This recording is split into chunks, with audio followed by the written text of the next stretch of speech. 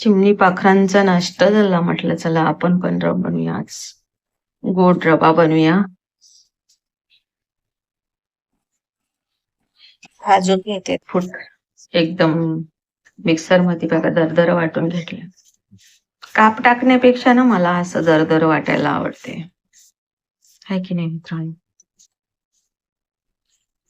काप पण छान म्हणा, दाताखाली एक एक येतात, पण मी असं त्याच्यात खजूर पण टाकली आणि सर्व ड्रायफ्रूट टाकल्या. रव्याचा रंग बदललाय, थोडस तूप टाकू याच्यात.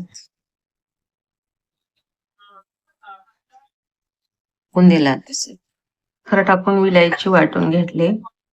चवीनुसार साखर टाकूया आपण याच्यात. कलरवर जाऊ नका, पण चव खूप चांगली आहे मित्रांनो.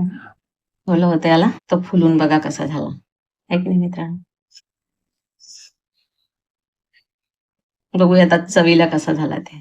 शकता मित्रांनो कसा फुलून मोठा मोठा झालेला आहे ते, है ना? तर मी माझ्या लेकीला देते आणि विचारते कसा झाला रवा. सांग बघू कसा झाला. कशाचं बनवलंयस? रवा आणि ड्रायफ्रूट सगळं मिक्स केलं. त्याच्यामध्ये ना खजूर पण टाकले. कसा? छान छान. खरं मस्त. तूप भरपूर टाकलं. छान असतं. छान आहे. विलायची टाकली मस्त. वाव मित्रांनो, खूप छान झाला. म्हणजे आमच्या इथे काही पण बनवलं म्हणजे माझ्या लेकीला माहित पडते. पहिलं खायला द्यायचं चव कशी आहे ते, है ना? यम्मी.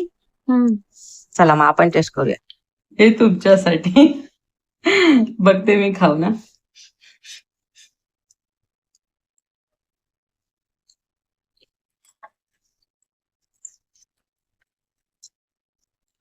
आता आम्ही करतो एन्जॉय.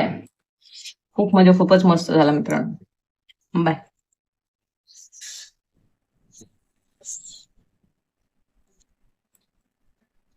शब्द नाहीत माझ्याकडे, शब्द. तुझ्याकडे आहेत का सांग? म्हणजे माझ्या लेकीला आवडलं तर पुऱ्या दुनियाला आवडला. असा रंग झाला ना असा.